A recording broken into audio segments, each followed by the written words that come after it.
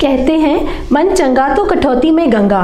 पर दोस्तों, अगर हमारा मन ही खराब हो जाए तो जिंदगी रुक सी नहीं जाएगी। Welcome to my show, doctor Meenu's show for good health. आज के हमारे गेस्ट हैं Ashish Sehgal. Ashish Sehgal is the founder of NLP authority. ये एक संस्था भी चलाते हैं जिसका नाम है NLP and coach training academy. Mind sanctum के भी ये फाउंडर हैं। ये एक ऐसी जगह है जहां जाकर आप अपने लाइफ के सारे इश्यूज़ को रिजॉल्व कर सकते हैं, आप खुद से मिल सकते हैं और आगे की ज़िंदगी इस तरीके से जी सकते हैं कि आपको ज़िंदगी लगने लगती है। इनको 35 इयर्स का एक्सपीरियंस हो चुका है, जहां ये अपना एक्सपीरियंस ऑर्गेनाइजेशंस के साथ में शेयर कर रहे हैं। पिछले 20 साल से ये लोगों को NLP की ट्रेनिंग और कोचिंग दे रहे हैं। मैंने कहा था ना दोस्तों, अगर मन खराब हो जाए तो ज़िंदगी कैसे चलेगी, तो इसका इलाज इन्हीं के पास है। आइए मिलते हैं। Welcome to the show Ashish Sahgal ji. It's nice to have you here. Thank you so much, it's a pleasure being here. Okay, तो सबसे पहले तो आप हमारे व्यूअर्स को अपने बारे में कुछ बताइए, अपनी जर्नी के बारे में। तो ये जर्नी एक जीवन है और मेरी जर्नी NLP के साथ और कोचिंग के साथ शुरू हुई करीब 20 साल पहले। उस वक्त शायद मैं अपनी समस्याओं से जूझ रहा था, लेकिन बहुत ही जल्दी NLP के साथ साथ मैंने उनको भी सुलझाया और फिर NLP अथॉरिटी की स्थापना की, जहाँ पर हम आगे चले, हज़ारों लोगों ने सीखा और अपने ज़िंदगी को आगे बढ़ा रहे हैं। तो आज भी यही काम कर रहा हूँ, बस यही जर्नी है जी। अभी एक करंट हमारे सामने सिचुएशन आई है, लॉकडाउन, कोविड। इसमें ऐसा हुआ है कि I think it has impacted the entire human race, क्योंकि हर किसी के ऊपर इसका कुछ ना कुछ प्रभाव तो पड़ा ही है। बहुत ही डिफरेंट सिचुएशन थी। हम कहीं बाहर नहीं जा सकते, लोगों से मिल नहीं सकते, आइसोलेशन, मास्क पहनो। और इस सब के दौरान आपके इसके बारे में क्या व्यूज़ हैं? क्या इसके मेजर इश्यूज़ रहे हैं? क्योंकि आपके पास ऐसे क्लाइंट्स आए होंगे बहुत। पिछले करीब 1.5-2 साल में पोस्ट कोविड और कोविड के दौरान बहुत सारे इश्यूज आए, बहुत सारे माइंड से रिलेटेड, बॉडी से रिलेटेड इश्यूज आए, लोगों ने महसूस किए। मुझे याद है पिछले साल मार्च के वक्त जब लॉकडाउन अनाउंस हुआ तो हम सब हैरान रह गए कि ऐसा क्या हो रहा है। पर धीरे धीरे जब पूरी तरह लॉकडाउन हो गया तो लोगों ने अकेलेपन की समस्या पे बात करनी शुरू की।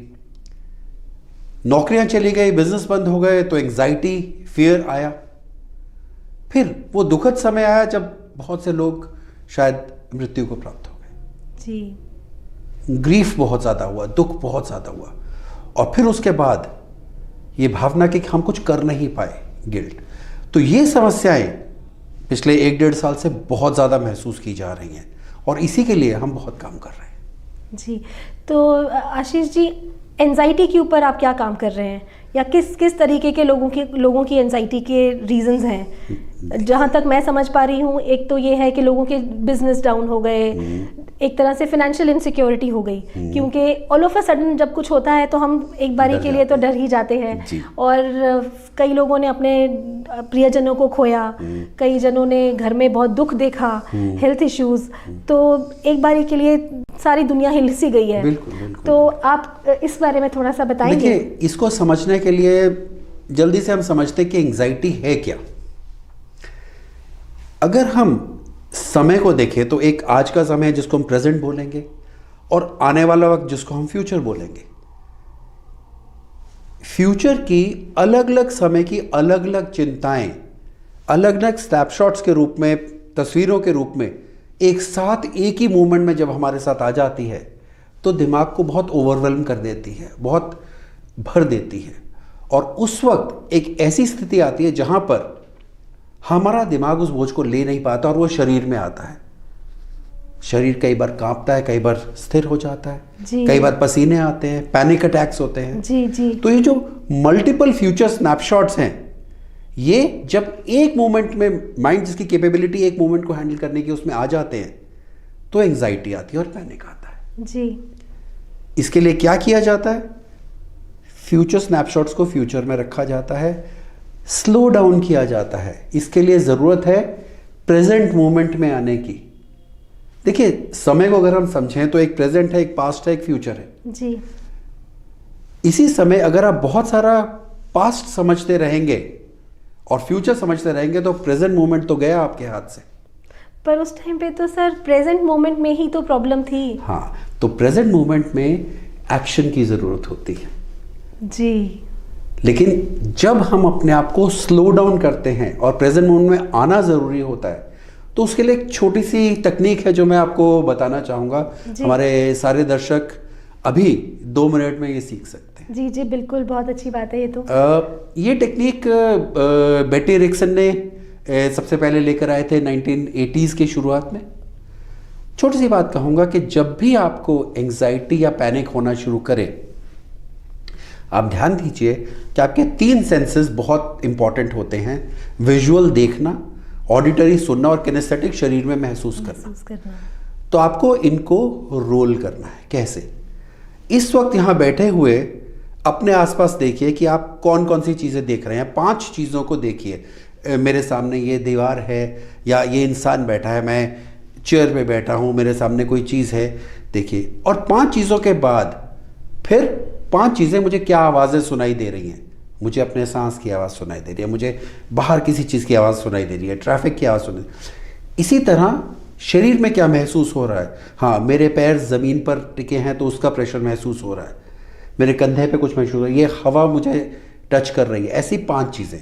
तो 5 विजुअल, 5 ऑडिटरी, 5 किनेस्थेटिक यानी शरीर में फील होने लिए, फिर 4 4 4 नए, फिर 3 3 3 2 2 2 1 1, और आप देखिएगा बिल्कुल प्रेजेंट मोमेंट पे शांत हो गए।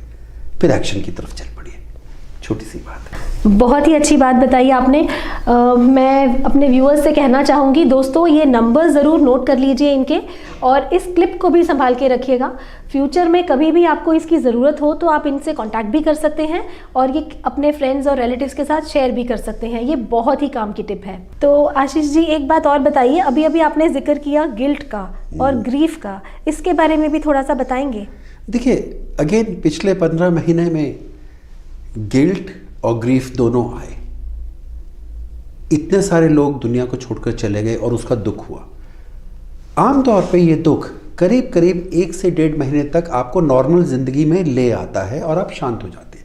अगर उसके बाद भी आप नहीं आ पा रहे हैं तो वहाँ आपको ग्रीफ थेरेपीज़ के थ्रू जाना पड़ेगा, जिसके लिए हम लोग बात कर सकते हैं। ग्रीफ एक ऐसी समस्या नहीं है जो हम ओपन में डिस्कस कर सकते हैं, लेकिन जब भी आप इस बारे में मुझे कांटेक्ट करेंगे हम ग्रीफ के बाद बात करेंगे। अब गिल्ट की बात करते हैं कि हाँ, मैं ये नहीं कर पाया, मैं वो नहीं कर पाया। तो ज़रा सोचिए गिल्ट कहाँ से आ रहा है। गिल्ट का जो रूट कॉज है वो है आइडियलिज्म। जी, मुझे ऐसा होना चाहिए था, मुझे ऐसा होना है, ये आइडियलिज्म है। जब आइडियलिज्म में आप बड़े होते हैं तो कहीं कहीं आपको फेलियर का एहसास होता है। बिल्कुल बिल्कुल। फेलियर जब बहुत देर तक लगता है तो गिल्ट आ जाता है। गिल्ट चलता रहता है तो आपको गुस्सा आता है, परेशानी होती है, फ्रस्ट्रेशन होती है, और आपके दिमाग में आता है लेकिन मुझे होना तो आइडियल चाहिए था। आप वापस आइडियलिज्म में चले जाते हैं, आप इस चक्रव्यूह में फंस जाते हैं। इसको हम विशियस सर्कल ऑफ गिल्ट बोलते हैं। जी, इसके लिए सबसे पहले आपको अपने आइडियलिज्म को थोड़ा फ्लेक्सिबल बनाना है।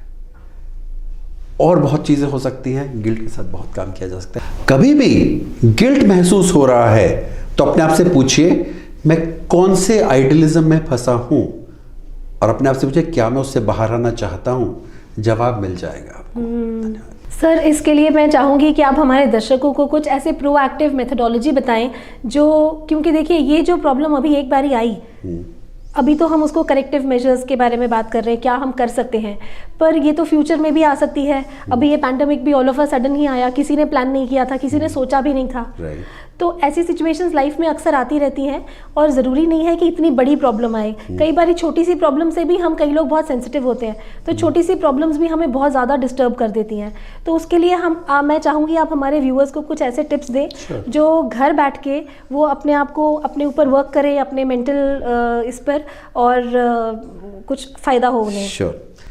देखिए, ज़िंदगी में अगर आगे बढ़ना है तो अपने विचारों को प्रायोरिटाइज करना रियल टाइम में बहुत ज़रूरी है, कि उस वक्त जो भी समस्या उसके हिसाब से क्या ज़रूरी है। NLP आपकी इसमें बहुत मदद करता है। ज़रूरी ये है कि आप जानें कि मुझे क्या चाहिए और मुझे कैसे मिलना है। ये 2 सवालों के जवाब आप ढूंढ सके तो बहुत आसान हो जाएगा। NLP इसी में आपकी मदद करती है। सर आजकल एनएलपी बहुत कॉमनली सुनने में आ रहा है और अभी आपने भी 2-3 बार ही जिक्र किया इसका, तो आप थोड़ा सा इसके बारे में हमारे व्यूअर्स को बताएंगे, what is NLP actually? NLP neuro linguistic programming क्या है? ये भाषा के जरिए न्यूरोलॉजी को रीप्रोग्राम करने की कला है। ये 1970s में Richard Bandler, John Grinder, Christina Hall, Robert Dilts, इन लोगों ने इस कला का विकास किया। सोसाइटी ऑफ एनएलपी का गठन किया जो एक्सपर्ट्स को लाइसेंस करती है, और आज हम इतने सालों के बाद भी इस पर रिसर्च कर रहे हैं और बहुत कुछ हो रहा है। कितने ही साइकोलॉजिस्ट अब क्लासिक साइकोलॉजी छोड़ के एनएलपी इस्तेमाल करते हैं अपने काम में, कितने ही लीडर्स एनएलपी अपने जीवन में इस्तेमाल करते हैं। तो एनएलपी भाषा के जरिए दिमाग को, सोच को रीप्रोग्राम करने की कला है। तो सर आप बताएं एनएलपी ट्रेनिंग करने से क्या बेनिफिट्स होते हैं हमें? देखिए, एनएलपी ट्रेनिंग करने से आप जिंदगी को अपने दिमाग से चला पाते हैं, आप वो जिंदगी बना पाते हैं जो आप चाहते हैं, समाज की कहीं नहीं, आपके चाहते हुए। आप डरों पे विजय पा सकते हैं, आप अपने जो पास्ट की बुरी मेमोरीज हैं उनको भूल सकते हैं, आप ज़िंदगी में कहाँ जाना उसको बना सकते हैं, आप समाज से इम्यूनिटी ले सकते हैं, जो बाहर से बातें आपको चुभती हैं वो चुभनी बंद हो जाएंगी, आप किसी भी तरह की जो समस्या है उससे दूर हो सकते हैं। रिसर्च तो ये भी कहती है, और हमारे पास कई केसेस है कि कहीं शारीरिक समस्याएं जैसे कि एस्थमा, डायबिटीज़ और बहुत सी बैक पेन के related, unnoticed pen related psychosomatic issues NLP से क्योर किए जाते हैं। तो जब आप इस समय ट्रेनिंग में आएंगे तो आने से पहले अपनी समस्या बताइए, ट्रेनिंग में सॉल्व हो जाएगी। जी जी, वंडरफुल। तो व्यूअर्स, अगर आप एनएलपी सीखना चाहते हैं तो सर से कांटेक्ट कर सकते हैं। एनएलपी अथॉरिटी इंडिया की सबसे बड़ी संस्था है जो ये ट्रेनिंग देती है। ऑनलाइन एंड ऑफलाइन दोनों तरीके से आप इस प्रोग्राम को ले सकते हैं। जैसा कहा जाता है, हेल्थ इज़ वेल्थ, और मैं कहती हूँ health is the first stepping stone towards health. So let's take the first step towards good health with Dr. Meenu's show for good health. See you in the next week with another 2 guests. Thank you.